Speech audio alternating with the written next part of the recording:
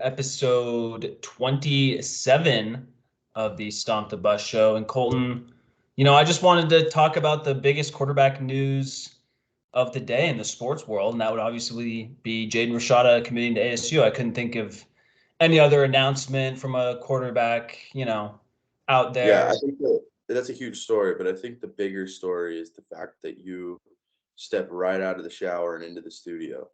Pretty And much. you're going to dried your hair for this, which shows just how pressing this news is. We talked about it It's before, but true. I just need to put this out there on the record. You look like the member of the mob that snitches on everybody Mm. else and takes a plea deal with the new mustache. Not couldn't be me. Death before dishonor. Never snitch. But How do you know that wasn't me? Maybe I'm in witness protection the whole time you've known me, Colton. Who knows? maybe. But you don't Huh? have a very inconspicuous look to you. I feel like you stand out in a crowd with that look. But the mustache is working. I think it looks pretty good. Once the hair dries too, I think the whole look will come together. But just power through this unsettling phase, and I implore the audience to do the same. Well, Colton, through through the course of this podcast that we started in July, I think we've progressed through a lot of unsettling phases in ASU football. Good As we, segue. We've as we, progressed through yeah, your segues too. I was trying to anyway, but Yeah. um, I don't think the unsuccessful or unsettling phases are going to be in Tempe anytime soon because the Sun Devils, yeah, that's right. The Sun Devils got Jaden Rashada, four-star quarterback out of Pittsburgh, California. And Zips worked. yeah, Pittsburgh without the H at the end. But yeah, I did, we talked about it on last show. I I think the way I phrased it was like it wouldn't be a surprise if Rashada signed. Lo and behold, he does earlier, Wednesday morning. But a part of me still was worried. I mean, he visited TCU and they were literally just in the championship game. There were, the tangential rumors about Colorado. It's you just didn't actually expect it to happen, really. And then it's like, oh, here we are. He's here, and it's all of a sudden ASU just totally just finished off its total recruitment transfer portal class with the complete cherry on top and Rashada. Yeah, I think he may have Googled Zips locations in Fort Worth and in Boulder and found that there were none. So unfortunately, his hands were tied. He made the decision. But yeah, it's great to bring in somebody of Rashada's caliber. Obviously, gave the composite ranking a pretty big boost. Which I mean, finishing in the top 50 for recruits, given the uncertainty surrounding the future of this program with the investigation and everything. I know we've Given talked where they about that. were like 2 months ago in like the triple digits, Yeah, it's very impressive, and the yeah. fact that the overall ranking finished at 36 due to a top 10 transfer ranking. People want to come play for this program, and I think um, that composite rank is only going to climb.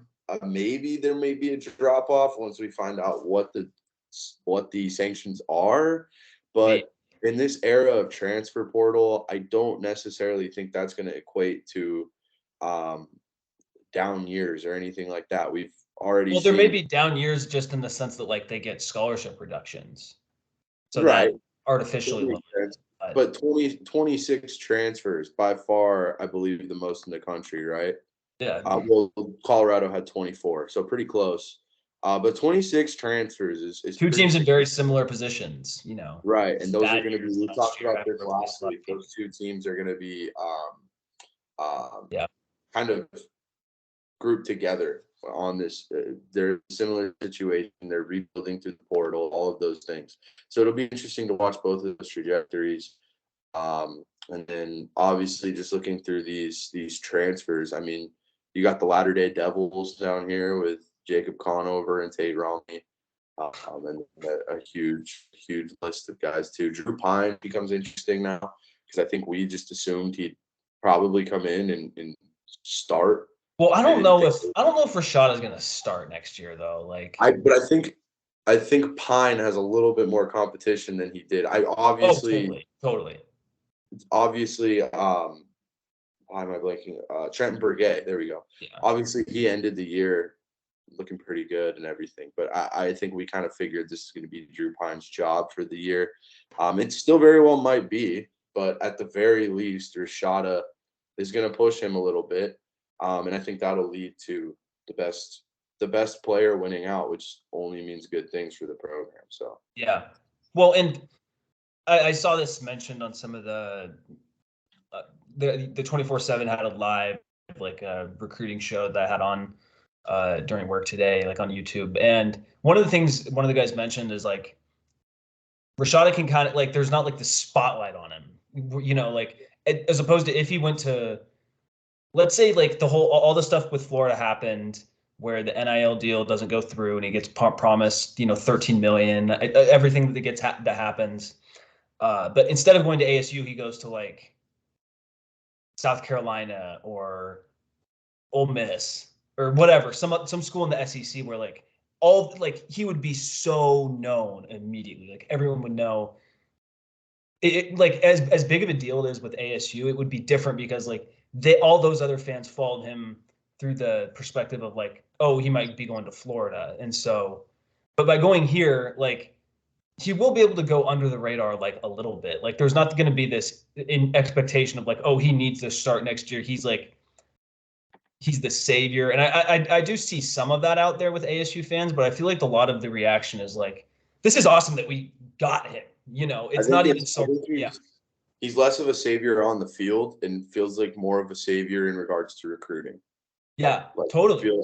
feels like, oh wow, we can land a guy of this guy's caliber again. Like, and I for me, I'm just thinking about it and I'm like, yeah, he comes in, he'll take a year, whatever, do what he needs to do.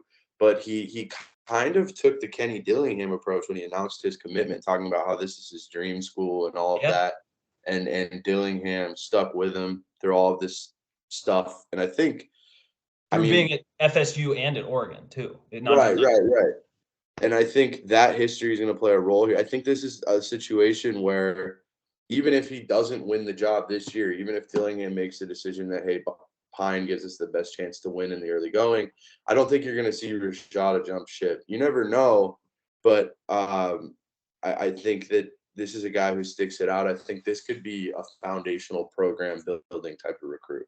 I hope so, and you know what? I don't think there's like, I feel like a lot of high school recruits, like when Jaden Daniels came in, there was really nobody like who's blocking him, because Manny Wilkins had left. Who like I can't Yeah. even remember who like it was. Well, they brought in him and Joey Yellen, and so Right. that same year, And then but I was DRC or not DRC, Dylan Sterling DSC. Cole, Yeah, was he still there? I don't know because he he would might have have. been. That kind of proves our point. Like Yeah, if yeah. there It was wasn't. nobody like it, it would have been like if Conover and Pine weren't on the roster right now. It was just him going with Bourget and Dalen McLemore and Bennett Meredith, Mhm. but now he comes in, there new coaching staff, uh, and you have a guy like Pine who like, look, no one's saying Pine is going to be like a Heisman winner or anything. Like he's clearly just a solid Power 5 quarterback, and he won 8 games at Notre Dame last year. Again, not if you look at the stats, they aren't like insane, but they're also not appalling. He feels like a high floor guy. Yeah. Well, and I heard this point made across on the 24/7 shows is like Pine feels like the bridge guy, like in NFL terms, and Rashada feels like the first round pick. And there's no need to rush Rashada, and apparently he's pretty thin too. So like there's and I don't think, and the thing is like with Dillingham, he from what it seems like he's very honest with recruits, and there's no way that he's going to be like, you know what, you're going to start day one ahead of the Yeah. 5 other quarterbacks we have on our roster, including the one who started most of the season last year at Notre Dame. So And like you I have don't think Bourget, Rashad. who has. I hate to just discount Bourget entirely here, No, but like yeah, I totally. wouldn't even be shocked if if Rashada isn't even the backup necessarily. Maybe they take a cautious approach with him, and they're more like develop a little bit, fill out your frame, do all of these things, learn for a year, and then when he hits the ground running, if he is as good as projections think he's going to be, you have 2 years before he's eligible for the draft. So 2 years of Well, if that Rashada, happens.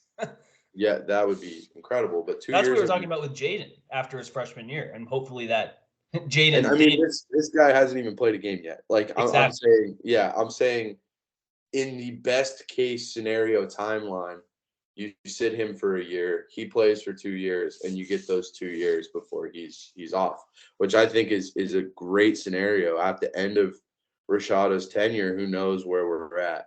Which that could be. I always reference the 2020 season as like that was going to be the peak with that roster and everything they had in place. That was going to be the peak of the Herm Edwards era. Which saying that now, it's like, okay, the peak of the Herm Edwards era. How great would No, that have but if you been? went back in But time, yeah, that team and that context where they were at the time before all these allegations and things like that, if that team got a full season, not the COVID shortened whatever it was, that team would have made some noise. And who knows, maybe at the end of this Rashada timeline, they're in a similar position, which I think would be incredible for a year 3 trajectory. yeah. Well, and it's maybe Rashad isn't good at all. Like I don't know, but like we're not going to give you detailed scouting analysis of his throwing motion and Yeah, you know we're just guys with mustaches and clean faces. That's all we are. that's We're right. just guys. We should Um, rename the podcast that. and we always operate with in the best possible timeline. Like the timeline where the Eagles go to the Super Bowl in Arizona. Yeah, That's hey, the timeline we operate under at all times. And in that timeline, in the Eagles Super Bowl Arizona timeline, Rashada sits for a year and then plays 2 incredible years. And the Devils are really, really good in year 3 under Dillingham. That is the timeline that we operate under in this show on this show. yeah, And if you have written in any stone. objections to that, find another uh, subpar ASU football show. That's my take. Oh man, that's a threat. No, but this is a good day for ASU. Like, and one thing that's also underrated about this is like, let's say Rashada he starts as a true freshman, um, or not as a true freshman, as a redshirt freshman in the 2024 season. Um, People are going to know who he is around the country. So when Jaden Rashada on ASU, throws a 17-yard touchdown pass, uh, people are going to know who that is, and like Florida fans are going to remember, oh man, we almost had him, or TCU fans, like because his recruitment was so publicized and so drawn out, lasted until the very last day. People know who he is. People know who he is in the South. Like he is a weirdly one of the most famous college football players. He will be one of the most famous college football players in the country next year, despite having done nothing in college, like just based off his recruitment.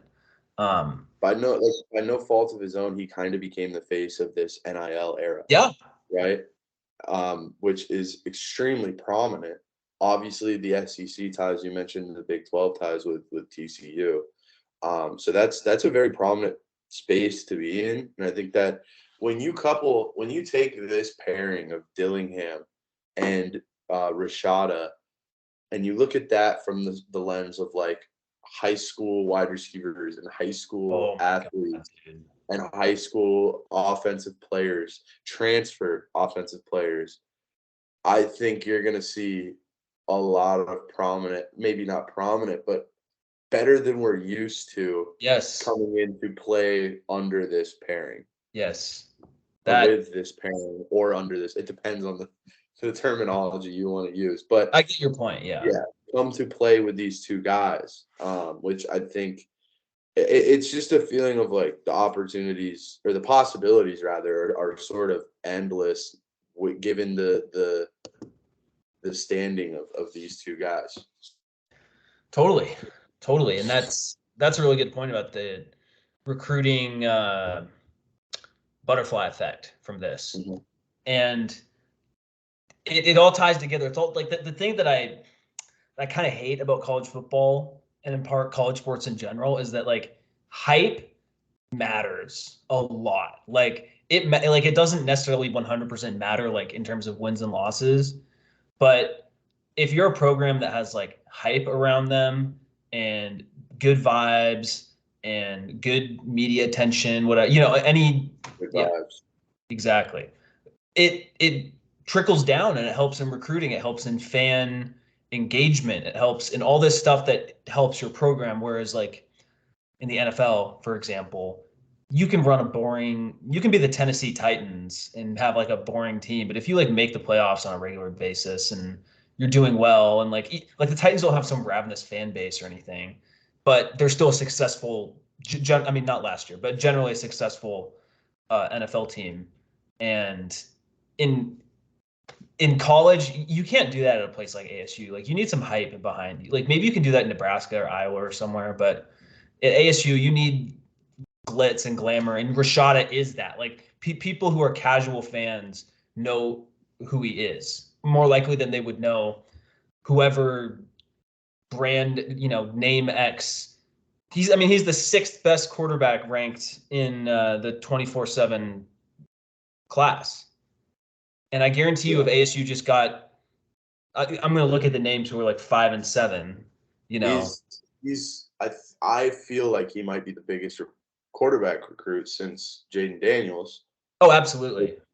And we kind of saw the Jaden Daniels thing go off the rails. But after year one, everybody was like, where's this thing going to be in year three? Year three was a foregone conclusion because he was already going to the NFL after year one, So it was like, he's going to be a 3-year guy because he's going to get the opportunity. That was like the assumption after that first year. And then not just by ASU fans either. Like that was right. That was kind of, you looked at mock, quarterback rankings for that draft and whatever it was. I think it was the I don't remember, but whatever, maybe it's the Matt Corral class. Like it would have been last year. Yeah, it would have been last year. Yeah. All of those like pre-draft stuff from a couple years, the pre-draft sites from like previous years and stuff had Daniels listed as somebody who was on the radar to be a quarterback drafted. And after year one, it felt like, okay, this guy's the limit. And year three, I believe, would have correlated with that 2020 season that I'm talking about. I believe that would have been Daniels year three. So I don't know. It feels like a reset on that with and I don't want to speak too soon. I don't want to be a prisoner of the moment, but it seems like if Jaden Daniels was put into a system that had a little more stability, that's what Rashada kind of feels like. Or offensive stability, right? And that's they did have ASU did have a good defense in 2021. But you get the point. And you kind of saw that this year at LSU where Jaden Daniels played better, just in a better situation. But it's crazy. I mean, Jaden Rashada, he's listed as the sixth highest of all the quarterbacks in the 2023 class. He's only behind Arch Manning, this kid Nico Iamaleava, who's apparently crazy good, Dante Moore, Jackson Arnold going to Oklahoma, Malachi Nelson going to USC, and he's the highest of all the 4-stars. So basically, he's when you see people say he's a 5-star quarterback, it's probably because some rating system out there has him that 24/7 has him as a extremely high 4-star, the highest of all the 4-star quarterbacks. It's crazy that just where we were, a few months ago in terms of ASU recruiting. Oh, now all of a sudden, literally a guy who was considered a 5-star quarterback is going to go to your school. And at the time, he was like, everyone just thought he was going to go to Florida. And it's like, oh, he's going to SEC. Okay, whatever. Like, but no, he's a fringe 5-star guy. Yeah. Like if you look at this, he's the first guy after Malachi Nelson that isn't a 4-star recruit, and he's a 97 overall. Yeah. In terms of stars, I didn't mean to sound like Madden or whatever, but no, yeah, I get it. Yeah. 97 in terms of like his composite rating on the ranking service. So he's going to be 5 on some sites. Like, this is a huge get. Yeah. So Yeah. 97 in terms of composite, that's massive. The 44th overall recruit in the entire country. So it's pretty big. No, this is just really, I keep repeating myself, but it's just a really good sign for the program. And another thing that's kind of came out is that this wasn't very NIL motivated, his kind of second recruitment, because I don't think TCU has huge NIL coffers or whatever. Like maybe they do, I don't know, but if they do, it wasn't enough to convince him to go there. And I think ASU's at this point, again, no sourcing. This is just from what I listen and listening to other podcasts and stuff. I think it's a lot like most other collectives. Like I think some of the ones you kind of hear about, like the Florida one or Tennessee one or whatever, the Texas one, but there's a lot out there that just kind of have the mindset of we'll pay the guys to stay. We'll pay to keep guys from going into the portal, which ASU clearly did with Conyers and Badger recently. So, and I think that's a fine mindset for a lot of kids, and some maybe ASU, and I'm sure Rashada. I doubt he's getting nothing in this, but it's not like crazy money. Yeah, I mean, that wasn't like you said, the determining factor. Right. I mean, it wasn't a 4-year, $13 million deal or anything like that. But there's so much unknown with this NIL stuff. Like, what is a lot of money? What is a small offer? Because a small NIL deal might be a ton of money, like in, Oh, in, totally. in perspective. So, I mean, I thought that to that regard, it's like you're still an 18-year-old kid coming out of high school. Like, excuse me, you never get a sneeze on this show, so that one was free. He's still an 18-year-old kid coming out of high school, and if they're throwing, any sort of money into an offer for you, it's going to feel like a lot. Maybe it's not 13 million, but it's still some cash in your pocket, which is nice. So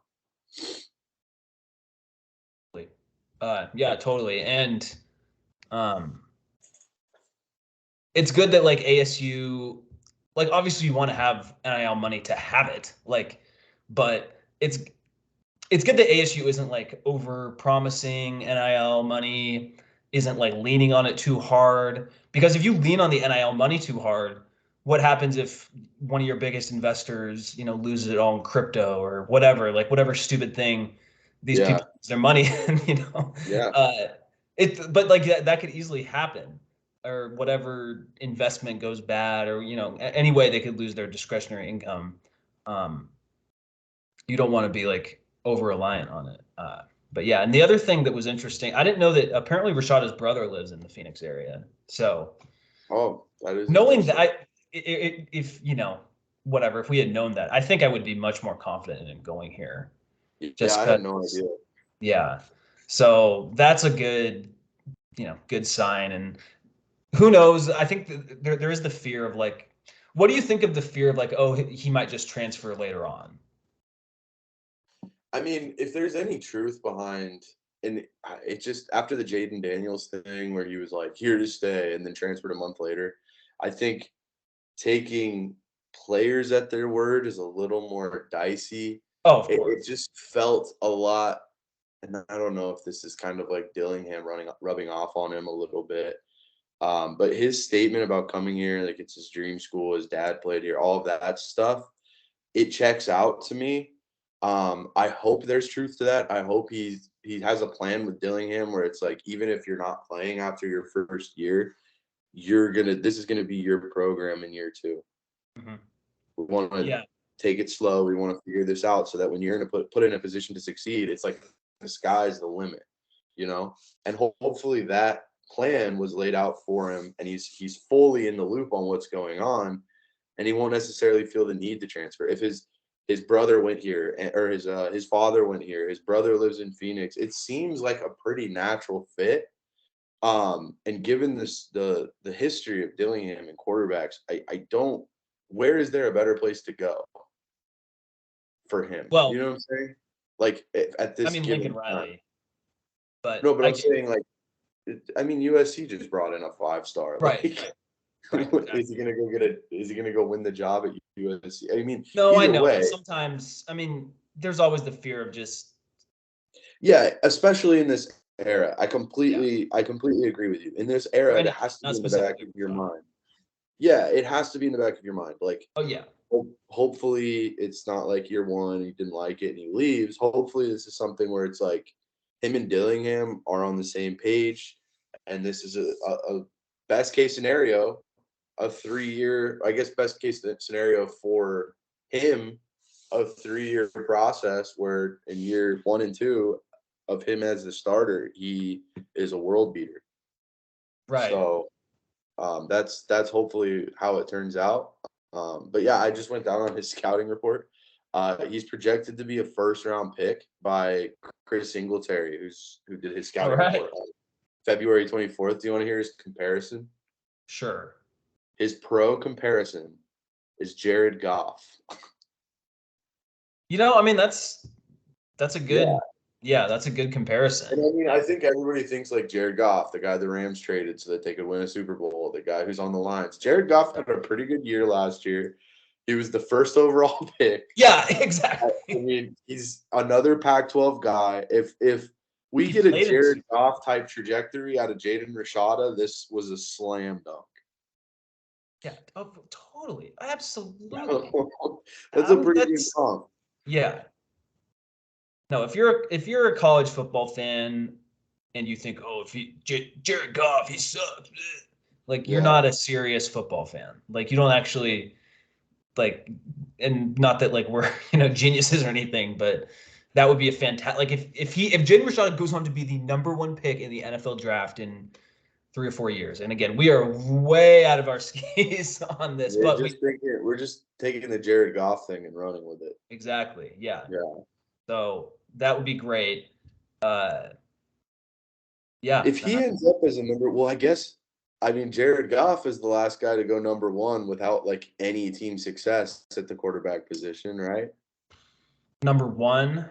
I'm trying to Um, think of other quarterbacks who went number one between now yeah, and who like Goff didn't have in 2017. because like Josh Allen didn't have great team success, but he didn't go number one.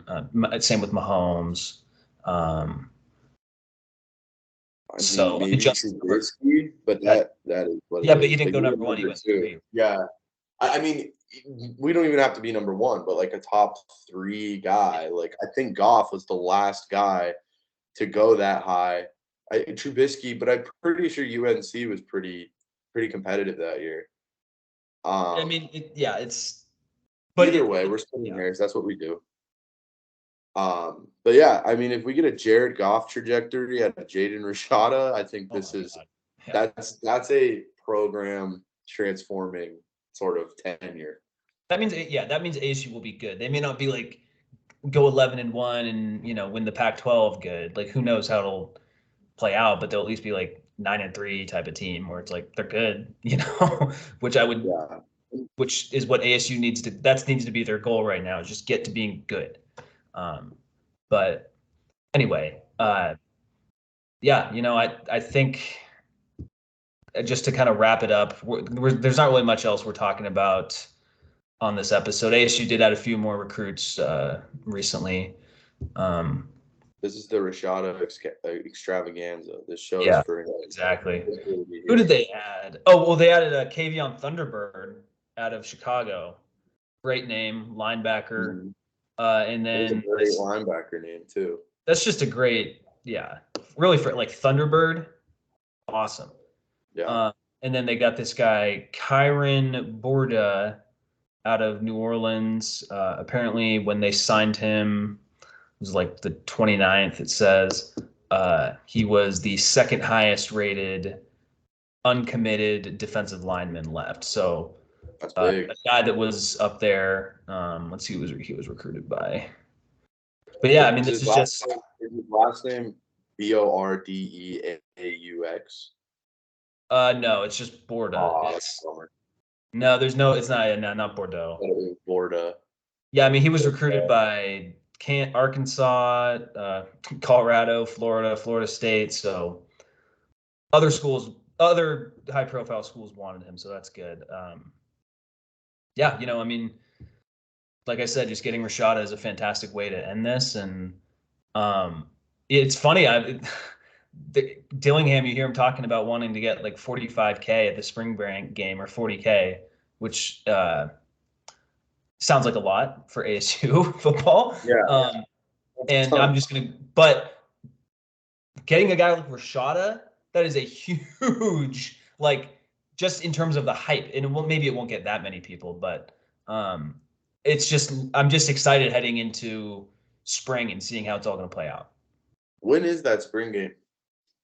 I think it's well, okay. They did something really smart and they had it the same. They're having it right after the Pats run. So Oh, yeah. people are going to be in town already. I think it's like mid-April. Oh, April 15th. Yeah. Yeah. So maybe 40K is a lot for a spring game, but I could see them getting like a good chunk of people to go that way more compared to past ASU spring football games. So that's exciting. I'm not the biggest spring football game guy, especially after you cover one in the media. It's really not. I don't think it's too informative. Maybe this coaching staff will do it differently, but just to support the guys and just overall hype, Yeah. it's a good sign. I feel like it's more of a service to the fans. It's just like a public practice. This is what they do every Yeah, day. basically. So I mean, it's more to get the fans excited, which, I mean, I'm sure it does for some people. It's cool to see. It's cool to see like it's kind of like football's been gone for a while at that point. Right. It's like, oh, it's not that far away. But we'll also have the USFL and the XFL this year, so that'll scratch that itch. I don't watch any of those. I don't care. You're not a Seattle Sea Dragons guy? No. Well, they're gone now, but Oh, they I are? I thought they were in. Oh, well, wait, no, they changed their yeah. name. Did They they? I changed don't know. But like, it's just with those, I'm just Yeah. not like. There's just other things that I I could would be like to doing. see I always like to see the like random names that you see pop up on these rosters that are like obscure memories of yours. Like I remember when the AAF was a thing in like 20, I want to say that was 2018, and Arizona had the Arizona Hot Shots, and we went to an Arizona Hot Shots game at ASU. It was like I don't know, it was like a Sunday night or something. You And went to one of the games? yeah, Oh Denard shit. Robinson was on the team that Oh really? they were playing. I can't remember who it was, but Denard Robinson was on that team and ran off the field and like high fived my friend and stuff. And it was like, it was pretty crazy. It was a good experience. It was like a fun football experience. But like you'll see random names pop. Like I think Right. Berkovici played in the AAF. Yep. There was Will Sutton played in the AAF. Oh, They he tried to did. get a ton of different like ASU guys that were like with the name recognition. But either way, yeah, the AAF was cool. Bankruptcy though, that'll get you. So yeah, Awesome. there's an Well, AAF anecdote for you. You can have that one for free. I think I was living in Wyoming back then. Oof. Oh yeah, the dark Not good. ages. Very much the dark ages. Well, I think that kind of wraps up this episode. Any other thoughts about Rashada coming to Tempe? No, I think I kind of hit on every point I wanted to make. It feels like again, if we're living in the best possible timeline, this feels like a foundational sort of recruit for ASU. This feels like if Dillingham and Rashada are kind of a dynamic duo after this season, and who knows, maybe Rashada shows up and he wins the job, maybe he Right. doesn't. Yeah. But if it takes an extra year and they give him the year to kind of sit back, get used to college football, and then he comes in and just takes the world by storm in his sophomore and junior year, then again, it's going to have a trickle down effect with recruits. It's going to impact all that stuff. So very exciting. Again, nothing in college football is guaranteed, especially in this landscape. But all you can do is bring the guy in and hope he sticks around, and we accomplish number one. So that's good.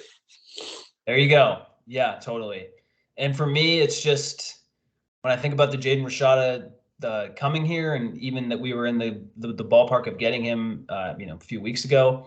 This is about Kenny Dillingham. I know his dad went to ASU, and I'm sure he is really excited about coming here, but he had other options, and or at least, well, he definitely did have better options a few months ago, and then one could argue on paper TCU is a better option. They literally were in the national championship game, and Sonny Dykes is a more experienced coach, but Dillingham, the relationship won out.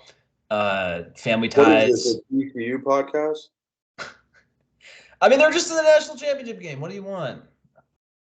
But hey, hopefully with Rashada, that'll flip the script on that narrative, and ASU will make the national championship. The Frog? Oh, okay. Hey, look, I'm Mark. Yeah. Dude, I would not. Oh my, no.